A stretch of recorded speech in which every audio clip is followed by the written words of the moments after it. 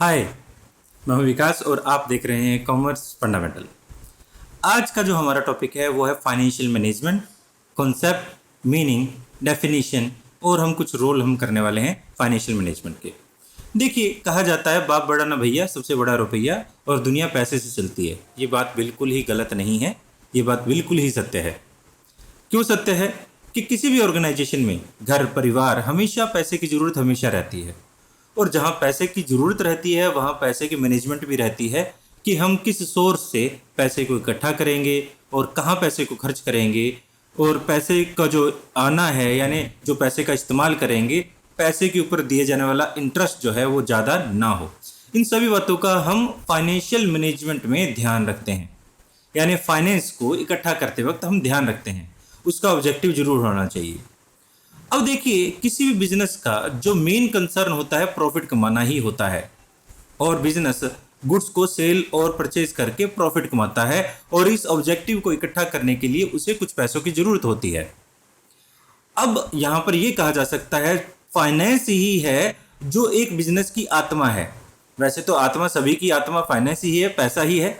देखा जाए एक परिवार जो है वो भी पैसे के बिना नहीं चलता। हमने लॉकडाउन के दौरान देखा है, चाहे आप कमाएं या ना कमाएं, कुछ खर्च हमेशा रहता ही रहता है। इस वजह से पैसे की रिक्वायरमेंट भी हमेशा रहती ही है। और जब हम बिजनेस की बात करते हैं तो बिजनेस में जो फाइनेंस है वो एक आत्मा की तरह है।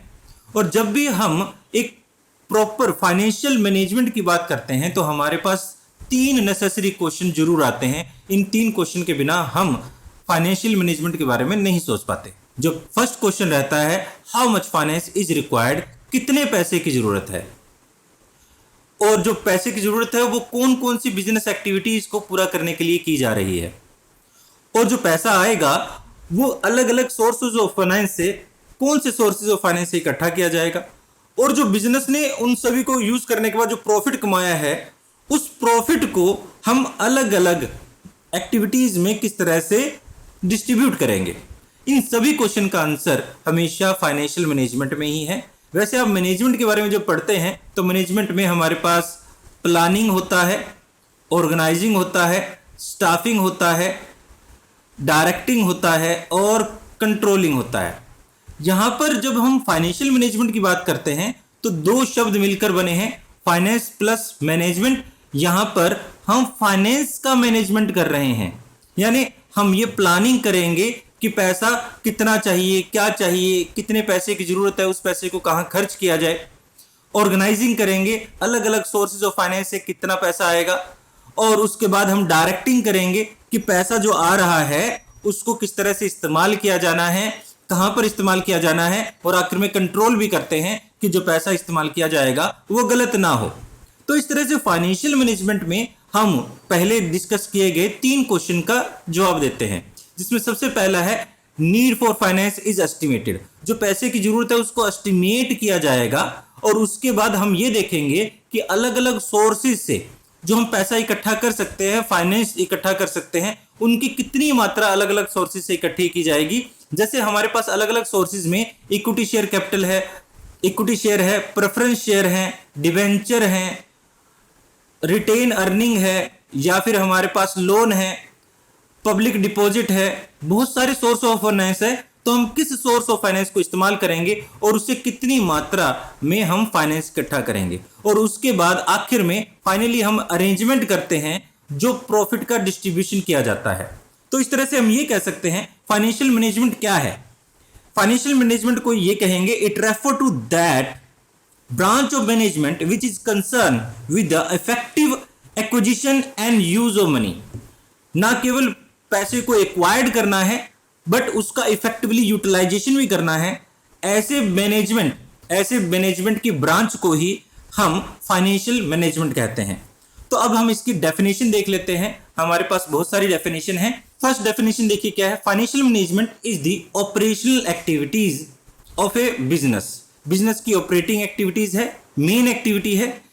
इज रिस्पॉन्सिबल फॉर ऑब्टेनिंग, पैसे को इकट्ठा करना, इफेक्टिव यूटिलाइज करना फंड का, necessary for effective operations, business को अच्छे से चलाने के लिए पैसे को इकट्ठा करना, उसको इफेक्टिवली यूटिलाइज करना फंड को, ऐसी ऑपरेटिंग एक्टिविटी ही फाइनेंशियल मैनेजमेंट कहलाती है जो बिजनेस से जुड़ी हुई है।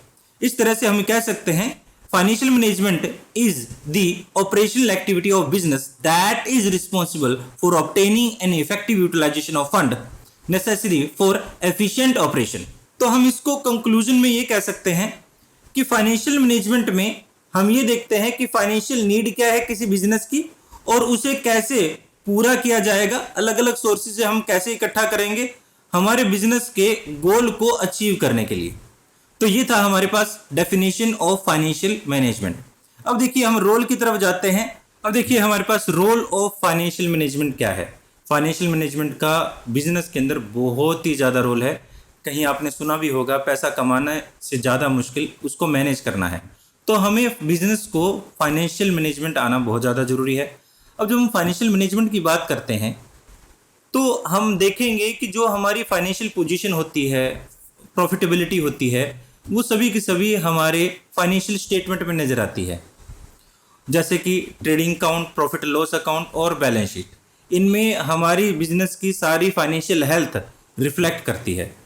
अगर हम अपनी फाइनेंशियल स्टेटमेंट को ठीक करना चाहते हैं, फाइनेंशियल स्टेटमेंट में जो आइटम आएंगी वो दिखाना चाहते हैं, उनको डिटरमाइन करना चाहते हैं, तो हमें फाइनेंशियल मैनेजमेंट जानना बहुत ज़्यादा ज़रूरी है, जिसमें हमारे पास अलग अलग रोल है फाइनेंशियल मैनेजमेंट के फाइनेंशियल स्टेटमेंट से रिलेटेड। सबसे पहले है डिटरमाइन करना फिक्स एसेट्स।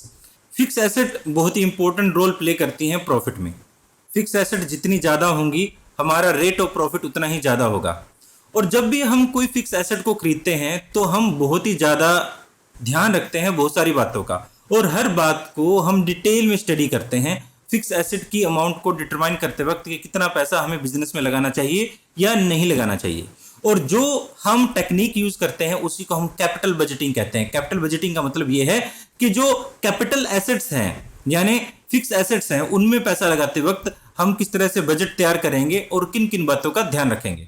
एग्जाम्पल के तौर पर if it has been decided in the capital budgeting to invest ₹500 crore, there will be an increase of ₹500 crore in fix asset. अगर हमने कैपिटल बजटिंग में ये डिसीजन लिया है कि 500 करोड़ रुपए हम लगाएंगे तो इसका मतलब फिक्स एसेट में हम 500 करोड़ रुपए और ज्यादा इन्वेस्ट करेंगे। तो हम जब फिक्स एसेट्स को परचेज करते हैं तो हम बहुत ज़्यादा ध्यान रखते हैं, बहुत सारी बातों को डिटेल में स्टडी करते हैं, और उसके लिए जो टेक्निक इस्तेमाल की जाती है उसे हम कैपिटल बजटिंग कहते हैं। दूसरा जो हमारे पास रोल है फाइनेंशियल मैनेजमेंट का वो है करंट एसेट्स। देखिए करंट एसेट्स में हमारे पास कैश, डेटर्स एक्सेट्रा बहुत सारी चीज़ें आती हैं। करंट एसेट जो है वो डे टू डे ट्रांजैक्शन के लिए ध्यान में रखी जाती हैं। यानी एक टाइम में अगर हम कैश की बात करें तो एक टाइम में बहुत ज़्यादा पैसा जो है अगर हमारे पास होगा लिक्विड के रूप में वो भी बिजनेस के लिए अच्छा नहीं है, और अगर हमारे पास कम पैसा होगा वो भी बिजनेस के लिए अच्छा नहीं है। ज़्यादा पैसा जो है वो पैसे को आइडल रख देगा, मीन्स उसको हम यूज़ नहीं कर पाएंगे, और जो कम पैसा होगा उससे हमारे पास प्रोडक्टिविटी नहीं हो पाएगी, हम अपॉर्चुनिटीज़ को अवेल नहीं कर पाएंगे। इसलिए जो फाइनेंशियल मैनेजमेंट में जो करंट एसेट्स के अंदर भी हमने पैसा एक टाइम के अंदर मेंटेन करना है उसको भी बहुत ज़्यादा ध्यान में रखते हुए, बहुत सारी बातों को ध्यान में रखते हुए डिसाइड किया जाता है। जो पैसा रहेगा कैश के रूप में, स्टॉक के रूप में, डेटर्स के रूप में बिजनेस में रहता है। तो इस वजह से जो फाइनेंशियल मैनेजमेंट है उसका रोल भी बढ़ जाता है करंट एसेट्स को डिटरमाइन करते वक्त। तीसरा हमारे पास रहेगा determination of proportion of long term and short term finance.